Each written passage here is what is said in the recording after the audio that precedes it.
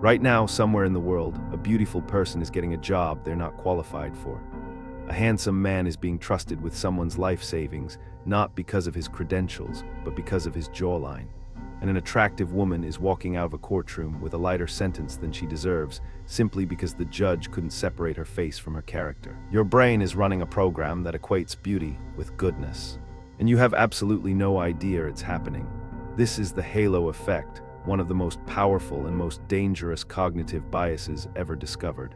It doesn't just influence how you see attractive people. It controls how you hire who you trust, who you love, and who you punish. Psychologist Edward Thorndike first identified it in 1920, and over a century later, we're still completely blind to it. Beauty equals goodness. Today, we're going to dismantle this illusion piece by piece. By the end of this video, you'll never look at an attractive face the same way again. In 1920, psychologist Edward Thorndike conducted an experiment that would quietly reshape our understanding of human judgment. He asked military officers to rate their soldiers on a series of traits: intelligence, leadership, physical fitness, loyalty, character. What Thorndike found was disturbing. The ratings were impossibly correlated. If a soldier was physically attractive, his officers rated him higher on intelligence, discipline, and even moral character, traits that have absolutely nothing to do with appearance. The tendency to think of a person in general as rather good or rather inferior is extraordinarily fixed. Thorndike called this the halo effect, the cognitive shortcut where one positive trait, usually physical attractiveness, creates a glowing halo that colors every other judgment we make about that person. And here's what makes it so insidious. Invisible. The officers didn't know they were doing it. They genuinely believed they were being objective. They would have sworn under oath that their evaluations were fair. But the data told a completely different story. Your brain does the exact same thing every single day. When you meet someone attractive, a cascade of assumptions fires in your unconscious, and none of them are based on evidence. But this is just the beginning of how deep this rabbit hole goes. Think about the last time you met someone incredibly good-looking. Did you assume they were kind? Did you give them the benefit of the doubt before they even spoke? You did, and you didn't choose to. In 1972, psychologists Karen Dion, Ellen Burchade, and Elaine Walster published a landmark study with a title that says everything: what is beautiful is good. They showed participants photographs of people with varying levels of attractiveness and asked them to rate these strangers on personality, career success, and happiness. Attractive people were rated as more sociable, more successful, and more likely to have fulfilling lives. With zero information, just a photograph, the participants invented entire life stories based on bone structure. They projected intelligence onto symmetrical faces. They assumed kindness from clear skin. Beautiful means good. And this isn't ancient history. A 2023 meta-analysis confirmed the same bias exists across cultures, genders, and age groups. Your brain has been trained by evolution to associate symmetry with genetic health, and it generalizes that signal into a universal judgment of human worth. If you're finding this unsettling, good. Hit like and subscribe to keep exploring the depths of your psyche with me. Because what comes next is where this bias starts ruining lives. Let's talk about where the halo effect does the most measurable damage: the workplace. Economist Daniel Hammermesh spent decades studying what he calls the beauty premium. His findings are staggering. 1. Attractive workers earn 10 to 15% more than average-looking peers. 2. Unattractive workers earn 7 to 9% less. 3. The lifetime earnings gap can exceed $230,000. That's not a wage gap based on skill, education, or experience. That's a tax on your face. In hiring experiments, researchers sent identical resumes with different photographs attached. The attractive candidates received significantly more callbacks for the same qualifications, the same experience, the same words on the page. Your resume is being judged by your photograph before anyone reads a single word. But it gets worse. Once hired, attractive employees receive better performance reviews, faster promotions, and more mentorship opportunities. Their ideas are taken more seriously in meetings. Their mistakes are forgiven more easily. As Thorndike warned us over a century ago, the halo doesn't just open doors. It builds entire careers. And here's the cruel irony.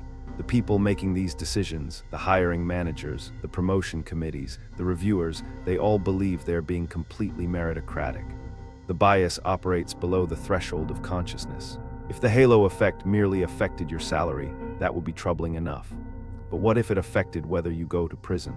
In a series of studies throughout the 1970s and 1980, researchers found that attractive defendants consistently received lighter sentences than unattractive defendants for identical crimes. Injustice. One study by John Stewart found that unattractive defendants were twice as likely to receive jail time.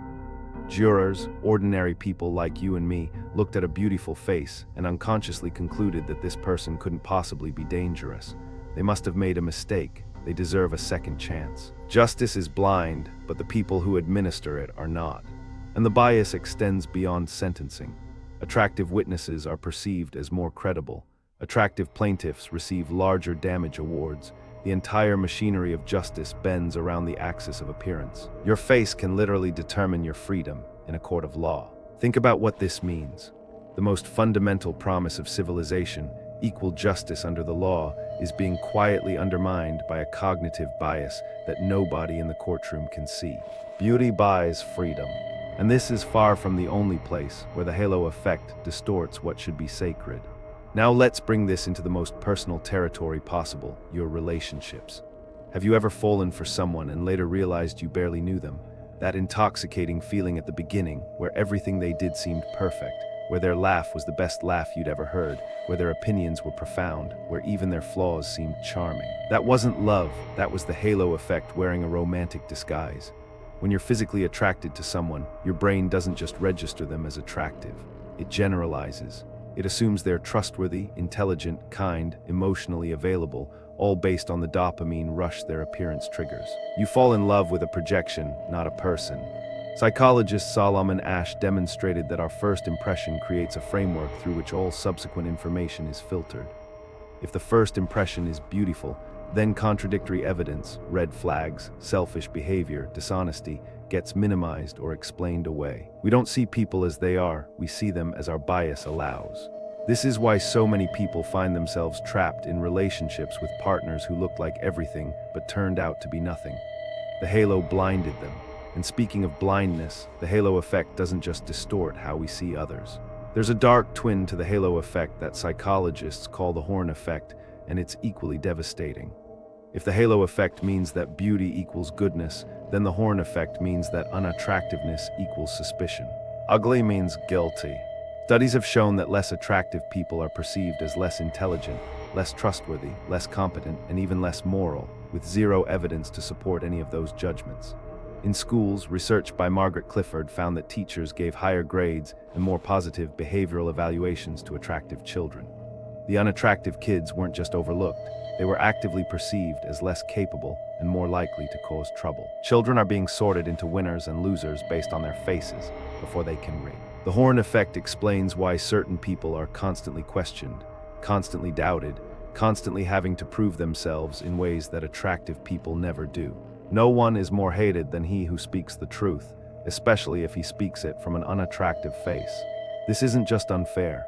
It's a systematic cognitive error that shapes entire life trajectories from childhood, and it raises a question that goes even deeper than individual bias. Where do you think the halo effect gets its fuel? Think about every movie you've ever watched. The hero is attractive. The villain is scarred, disfigured, or simply unappealing. Program. From Disney movies to Hollywood blockbusters, the message has been hammered into your unconscious since childhood: beauty equals virtue, and ugliness equals danger. Social media has amplified this to an unprecedented degree. Instagram, TikTok, YouTube, these platforms are halo effect engines. They algorithmically reward attractiveness with attention, and that attention translates into perceived authority, intelligence, and trustworthiness. An attractive person giving mediocre financial advice will outperform a plain-looking expert giving life-changing insights, because the halo around their face makes their words sound more credible. We have built entire industries on the exploitation of this single cognitive bias. The beauty industry, the fashion industry, cosmetic surgery, influencer culture, all of them profit from your brain's inability to separate appearance from character. Looks sell truth, and we consume it all without questioning why we trust a beautiful stranger more than a plain-spoken expert. But there's something about the halo effect that most people never consider. Here's the part nobody talks about. The halo effect doesn't just hurt the people it discriminates against, it also traps the people it favors. If you're attractive, you live inside a golden cage you can never fully see. You never know if people like you for who you are or for what you look like. Every compliment is suspect. Every opportunity might be unearned. Every friendship might be transactional. Studies show that attractive people often develop deep insecurity about whether their achievements are legitimate. They wonder, would I have gotten this promotion if I looked different?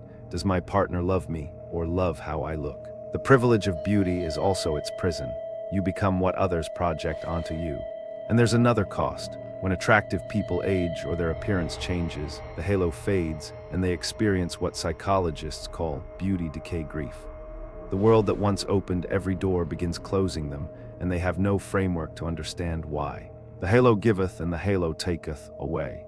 Golden cage, beautiful prison.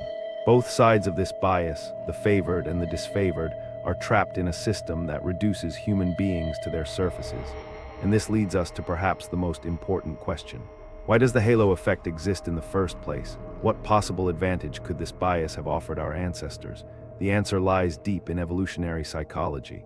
For hundreds of thousands of years, physical appearance was one of the few reliable signals of genetic fitness. Symmetrical features indicated developmental stability. Clear skin suggested absence of disease. In a world without resumes, references, or background checks, your face was your credential. Your body was your proof of capability.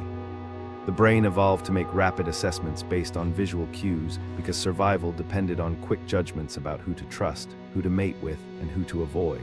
The halo effect is an ancient survival tool operating in a modern world it was never designed for.